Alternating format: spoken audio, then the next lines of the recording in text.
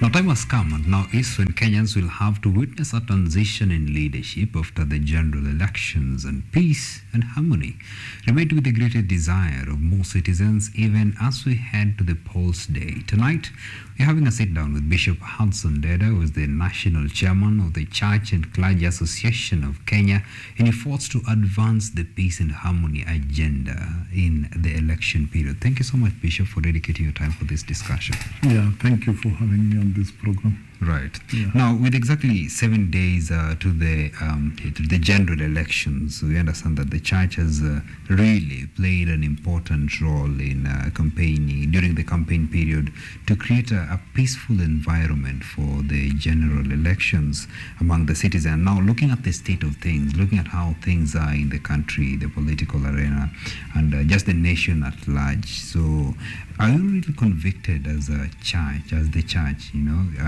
the body, of course, that was really lobbying for peace and harmony, that you've done the great job so far together with the partners that you're partnering with in this initiative? Yeah, I'm very sure that this election is going to be peaceful. We have preached peace all over. We have talked to Kenyans, and we have made them know that there is nothing good in violence, and in war it comes with losses of life and properties and all that. So by and large, we expect that the message of peace has gone down to every Kenyan, and we are expecting a peaceful election, and we believe that Kenyans will behave.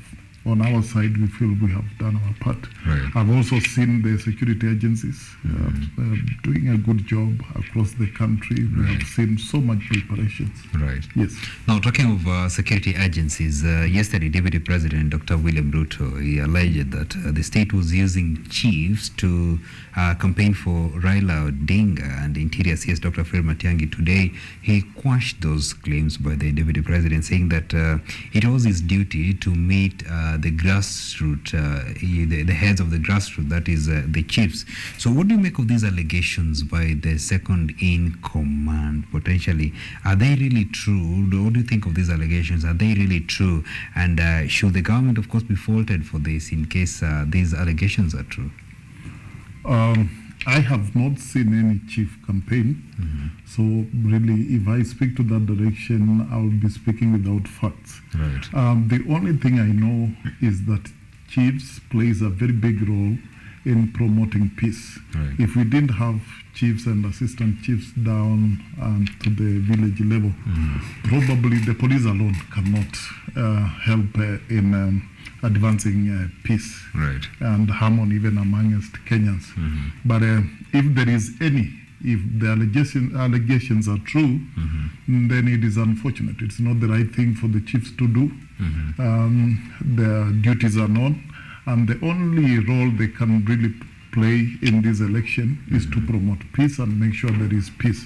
But the onus and the burden of proof, if chiefs are being used in that direction, then it is on him. He's the one who is to give out the evidence to the security agencies, and then it is investigated and charged. All right. Now, on that matter, in this, as the campaigns, of course, continue to intensify, we have seen politicians using all means possible to woo the voters towards their side, to have that massive support that will probably guarantee them a win. And, lately there have been the emerging issues of hate leaflets that are being distributed in Uasin Gishu County. So looking at the situation in the country and the political temperatures, don't you feel that some leaders are actually inciting the community, the residents who are, as things stand, probably looking that they are calm in this state? Yeah, I've seen those leaflets on social media. I've seen them circulate. But if it is happening, then it is very unfortunate, because Kenyans should remember where we are coming from. Right. We have been in those situations before, and especially 2007, and it was not a good time for Kenyans. We lost so many people, we lost properties. We don't want to go there, and we urge politicians what will it benefit you if you become a leader on people's blood? Right. It doesn't benefit anything. After all, why are you seeking for leadership? If you get leadership and the people you are to lead have died, what will it benefit you if you are a leader? So we urge leaders to be calm, to campaign peacefully, and also have the courage to accept the results. Right. When you lose, it doesn't mean that is the end of you. There is always another time. So, and Kenyans, please don't help politicians destroy our nation. Yeah, they will use you. They cannot use their sons. They cannot use their daughters. They cannot use their relatives. They can only use you. So Kenyans, let's be wiser than the politicians and don't take that direction. We love Kenya. Right. Yes. Now, again, as you know, as we are drawing closer and closer to these elections day, that is the 9th of August, the electoral body gave enough assurances. IBC assured the candidates, it also assured the electorates that they will do their work diligently, they will give us free, fair, and credible elections. So one question that most Kenyans are asking, and it's not only in Kenyans alone, of course, even the rest of the world, how easy are the contestants really ready to appreciate those who will be winning these elective seats, and of course those who will not have a chance to win? Are they ready to concede defeat? So probably in this, as these things are coming to, will come to play next week, have we put measures as the church to ensure that the environment is good for people who shall be winning and those who shall be conceding defeats? Have we probably have some mechanisms or measures in place for this? One of the things I'm happy about personally as a person is that one, we have two leading candidates, presidential candidates in this nation. And I've seen the Honorable Deputy President having confidence in IBC. Right. He says he has confidence in IBC. On the other side, I've also seen the Right Honorable Raila Odinga, the issues he raised with the IBC. And I've seen him being satisfied by the answers that the IBC has provided. And for that reason, therefore, we feel that both of them have confidence in the IBC, and the IBC has no option than delivering a fair and free election, because that is where it begins. If we have a free and fair election, and those who wins fairly, those who lose fairly, we believe we will have a peaceful country moving forward.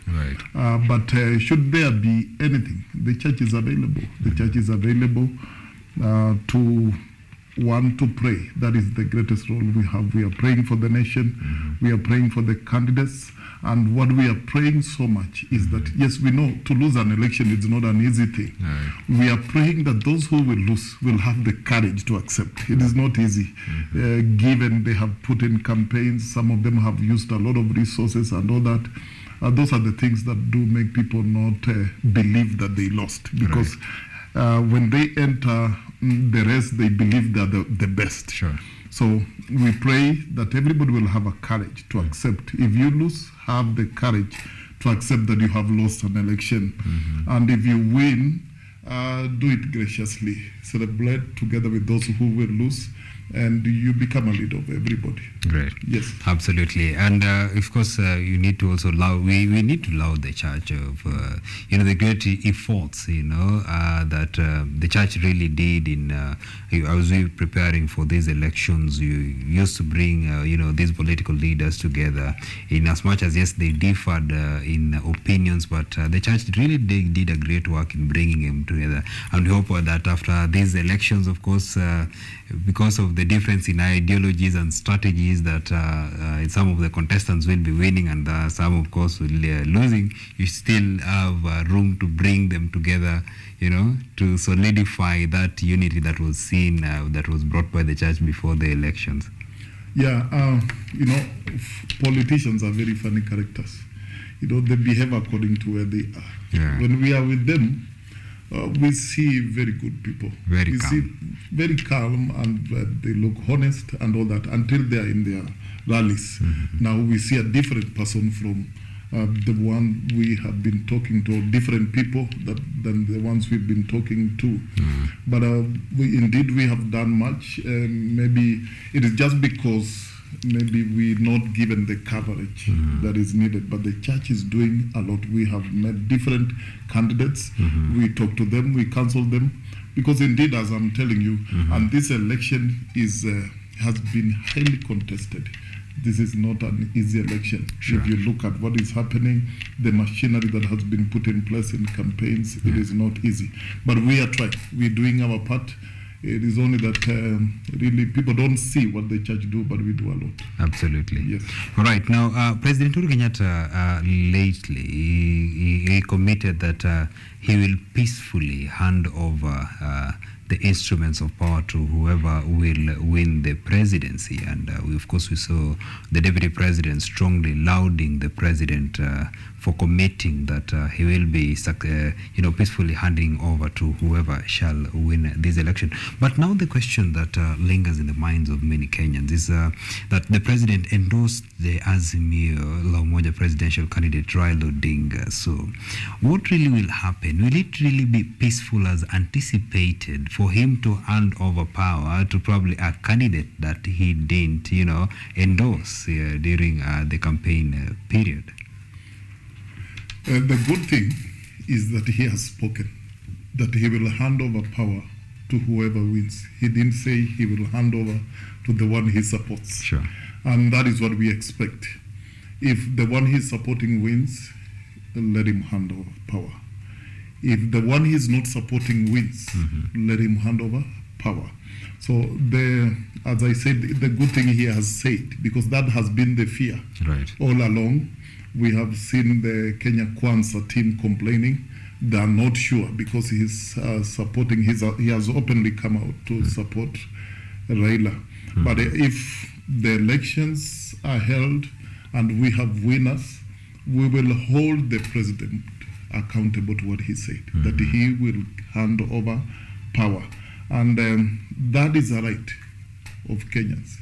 It is not a favor for him to hand over power. It is a right, it is constitutional, so we expect there will be a smooth transition. All right. Yes. Now, talking of accountability, because, even as politicians are campaigning during this election period, there are a lot of promises they're making to the electorates, and these promises include even the presidency handing over power. Of course, that is a right. And some of the promises that other politicians are making to different electorates at different levels, some of them are fundamental rights. So the question of accountability, is it really going to play in, not focusing on the presidency, because handing over power, can't stay in power throughout. So are we really going to see in these, this dispensation of new leaders being accountable? And the church, does it really, also do much in holding leaders to account to some of the promises that they're making to the electorates? God is raising leaders in this nation. He's raising religious leaders and political leaders. On my part, I can tell you, we will be talking about these things. Once one is elected, we will be talking about these things. But one thing I want to be very honest about on this TV today is that the promises that the candidates are making are too many to be realistic. Right. Yeah. I don't think they can do all the things that they are saying. Unfortunately, politicians are speaking to them the things that they really want to hear, not the things that are practical. For example, both the presidential candidate, talking of all of them, all of the two leading, most of their promises are based on what they will do and involves so much of finances. And you wonder where this money will come from. Where will all this money to fund their manifestos come from? That is why I'm saying it will not be practical for them to deliver what they are saying. Because then, if they do, then I feel that it will have an impact on our economy. Because they will need a lot of money to do. But there are those things that we will not let them go with. There are those few things that we will make sure that we make a push that we see them do. All right. Yes. Right. Now, it's good that, of course, you've mentioned that most of these promises that the politicians are making are capital intensive. It's true, they're capital intensive. And just on a light note, the presidential, of course, race, it's seemingly boiling down to a two-horse race, in as much as, yes, we also have two other candidates. And we saw what happened when one of the presidential aspirants, Professor George Wajakoya, he launched his manifesto saying of course, legalizing marijuana for commercial aspects of it and other agendas that he was having. But it didn't sit well with the church. Was it just a question of morality and ethics, or how was the church really viewing the whole ordeal of this presidential candidate? Kenneth, I will begin by asking you, have you ever seen someone who smokes back? Absolutely. How they behave and how they look like. So that is where we're coming in. Mm-hmm. We know that these drugs can really destroy life. And when we see somebody speak about them casually, as if he's not talking about anything, when we made some noise, he changed and he said he's talking about export. Right. Now, my question is, this is what he said. He said again and again, I will legalize the use of banks. Right. So where does the export come from there? He's actually saying this thing will be normal in Kenya if I become the president. Right. And we want to urge the youths, because I'm looking at the negative impact that will live on the youths. Mm-hmm. Already, I've been talking to some youths. Do you know what they are saying? They have nicknamed bank Wajakoya. So when you hear them talk about saying Wajakoya, right, they're actually talking about bank. Right. So they have gotten where to hide. Right. So I want to urge the youths to ignore that. Mm-hmm. It is not a good thing to do. It is not a good thing to believe in. And unfortunately, his biggest following are youth. Sure. Because they feel they will have that freedom to use that thing. Mm-hmm. But I know that that is not good for this country. We don't advocate for that. Right. We don't support that. We don't promote that. Please, Kenyans, ignore that completely. All right. Yes. Now, probably for the interest of time, as we wind up this discussion, of course, at this time, Kenyans are hopeful and they're having high expectations that, the presidency will probably go to the side they are supporting. And Kenyans have different opinions and expectations, but everyone has high hopes that their favorite candidate probably will carry the day. So what message would you be probably having for the youths and Kenyans generally at large, even as we are going next week to this Balls Day? Kenyans, I want to urge you, as we move to the elections on 9/8/22, please don't support your candidates with a fixed mind. Leave some room for disappointments, because they always come. Sometimes you are very sure that the candidate you're supporting is the one who is going to go through, and they don't go through. That is why I'm saying leave some room for disappointment, so that when it comes in the way you never expected it, you are able to accept that those are the results and it has happened, and probably your candidate didn't make it and they have another time to try it. Right. We want to urge Kenyans to be peaceful and to know that what this country has gone through, we cannot afford to go again into a violent time in this nation. Mm-hmm. We are still suffering the effects of COVID. We are still suffering the effects of the Ukraine war. And now the election, the economy has really suffered. So we would want we go over this election so that the country should begin to move on. Right. So please promote peace at all costs. Accept the results of the election, because it will reflect what we would have done through the ballot, and let life move on. Right. Yes. All right, that's it. Thank you so much, Bishop, for dedicating your time for this discussion. Of course, Kenyans, yes, they've got to hear what we are saying here. The most important thing is peace. People need to embrace each other. Elections will always come and go, but as Kenyans will remain. So thank you so much. Without you taking a very short break, shall we come back with more? Stay with us.